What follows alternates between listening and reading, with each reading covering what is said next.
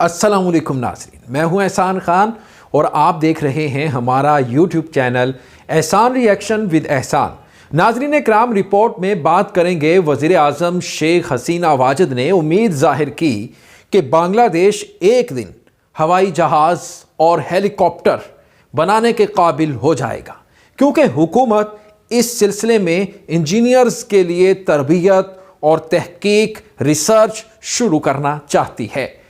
جی ہاں، بنگلہ دیشی شیخ حسینہ واجد نے کہا کہ انشاءاللہ ایک دن ہم تحقیق کے ذریعے اپنے ملک میں ہوائی جہاز، ہیلی کاپٹر اور جنگی طیارے بنانے کے قابل ہو جائیں گے۔ میں اس پر یقین رکھتی ہوں، پرائم منسٹر شیخ حسینہ نے یہ کہا۔ ہم ابھی سے تربیت دینا اور اس کے مطابق تحقیق کرنا چاہتے ہیں۔ انہوں نے بنگلہ دیش ایئر فورس کی صدر پریڈ سے خطاب کرتے ہوئے کہا کہ گورنمنٹ نے بنگا بندھو شیخ مجیب الرحمان ایویشن اینڈ ایروسپیس یونیورسٹی کا قیام لالمو نیہاٹ میں ایروسپیس ریسرچ کو جدید بنانے اور فضائیہ اور شہری ہوا بازی کے شعبے کی ترقی کے مقصد سے کیا ہے۔ Viewers, prime minister Sheikh Hasina Wajid نے مزید کہا کہ ہم ایروسپیس ریسرچ کو انتہائی اہمیت دیتے ہیں۔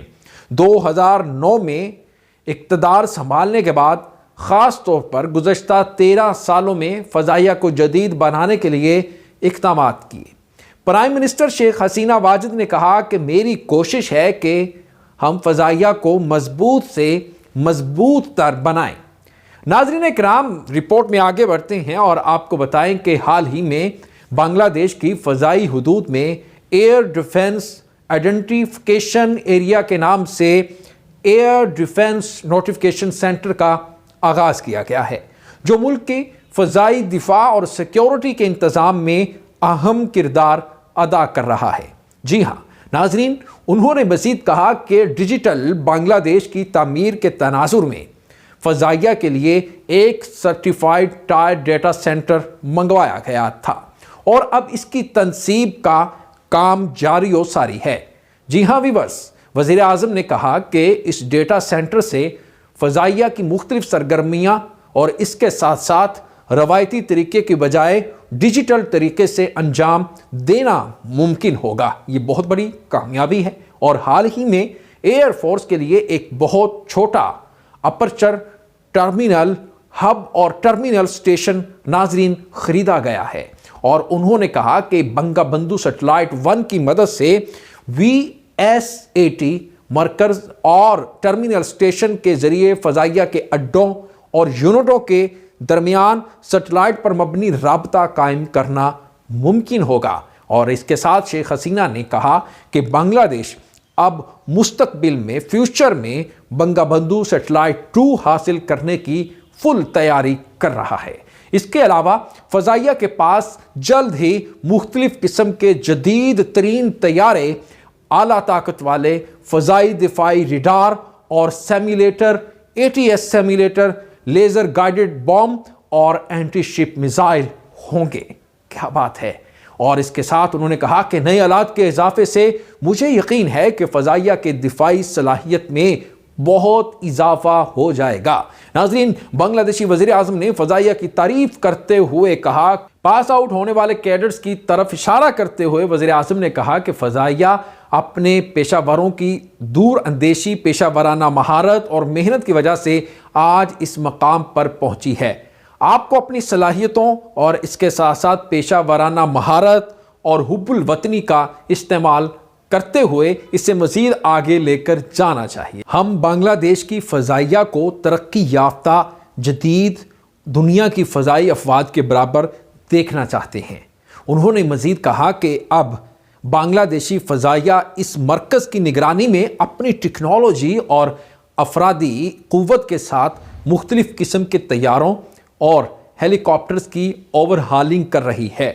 جی ہاں ویورز، وزیر اعظم نے عملی طور پر رنگا رنگ فلائی پاسٹ ایروبیٹک ڈسپلے کا مشاہدہ کیا، نظارہ کیا، تو اس طرح ناظرین بنگلہ دیش اپنی فضائی طاقت کو بڑھا رہا ہے۔ یہ اچھی بات ہے، اپنے ملک کے دفاع کو मजबूत से मजबूत बनाया जा रहा है, क्योंकि बांग्लादेशी इकोनॉमी मुआशी तौर पर तो बहुत ही स्ट्रॉन्ग है, अब अपनी सरहदों को भी मजबूत कर रहा है। ये बांग्लादेश के लिए नाज़रीन बहुत ज़रूरी है जो वो ये सब कुछ कर रहा है। नाज़रीन अब दूसरे टॉपिक की तरफ पढ़ते हैं। आपको बताएं कि दूसरी जानिब नाज़रीन बांग्लादेश 2022 में क्या कुछ करने जा रहा है। जी हाँ, 2022 में चंद इक़दाम के बारे में मैं आपको नाज़रीन बताने जा रहा हूं और बहुत ही इंटरेस्टिंग है, क्योंकि बांग्लादेश ने कई मुहर्रिक पैकेजेस मुतारिफ कराए हैं और वबाई अमराज कोरोना पेंडेमिक के दौरान मुल्क को जो मुआशी सदमे का सामना करना पड़ा था नाज़रीन,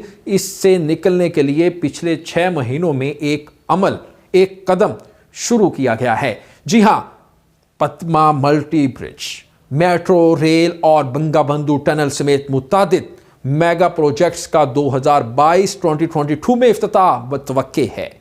नाज़रीन, माहिरीन को उम्मीद है कि ये इंफ्रास्ट्रक्चर बांग्लादेश की मईशत का चेहरा बदल कर रख देंगे, मईशत का। जी हां, और वर्ल्ड बैंक के एक साबिक लीड इकोनॉमिस्ट हैं जाहिद हुसैन, उन्होंने कहा है इसके ऊपर कि पद्मा पुल कौमी जीडीपी की शरह नमू में 1.2% और जनूबी मगरबी खित्ते में मजमूई पैदावार में तकरीबन 35% इजाफा करेगा।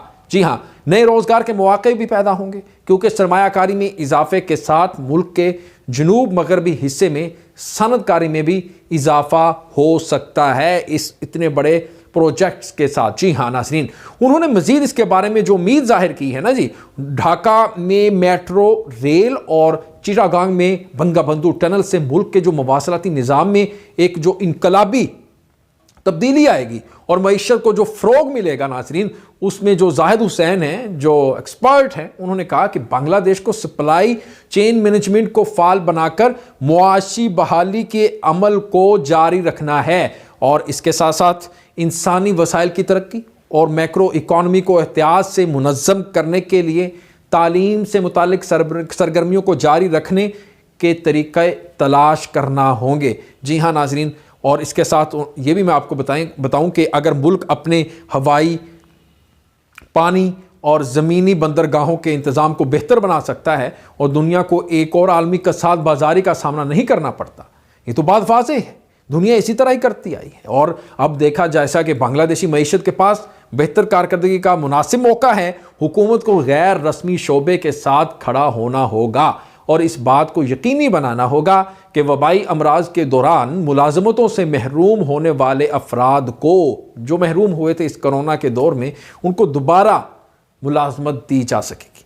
नाज़रीन इकराम, 2022 बांग्लादेश की तरक्की के लिए बहुत ही अहम होता जा रहा है, क्योंकि बड़े बड़े जो मंसूबों का इफ्तिताह भी होने जा रहा है और बांग्लादेश की जो डायरेक्शन है, समत है, वो तब्दील करके रख देंगे ये जो मंसूबे हैं। और 2022 ये जो 2022 है, मेरे ख्याल में ये बांग्लादेश के लिए बहुत ही अच्छा साबित होने जा रहा है। नाज़रीन अब तक के लिए इतना ही। रिपोर्ट आपको कैसी लगी इसके बारे में आप अपनी फीडबैक से हमें ज़रूर आगाह किया करें। कमेंट सेक्शन में आप कमेंट किया करें, हमारी टीम इसको देखती है और जितना टाइम हो सके वो रिप्लाई भी करती है। तो नाज़रीन मैं भी इसको बगौर देखता हूँ। आपको ये वीडियो अगर अच्छी लगी हो तो चैनल को ज़रूर सब्सक्राइब कर लें, बेल आइकन भी प्रेस कर दें, लाइक भी कीजिएगा और इसके साथ साथ वीडियो को अपने फ्रेंड सर्कल में शेयर भी कीजिएगा। इंशाल्लाह नेक्स्ट वीडियो में आपके साथ एक बार फिर मुलाकात होगी और इस दुआ के साथ कि 2022 आपके लिए, आपके घर वालों के लिए, आपके मुल्क के लिए अच्छा साबित हो। इंशाल्लाह नेक्स्ट वीडियो तक आपके साथ एक बार फिर मुलाकात होगी। तब तक के लिए अल्लाह हाफिज़।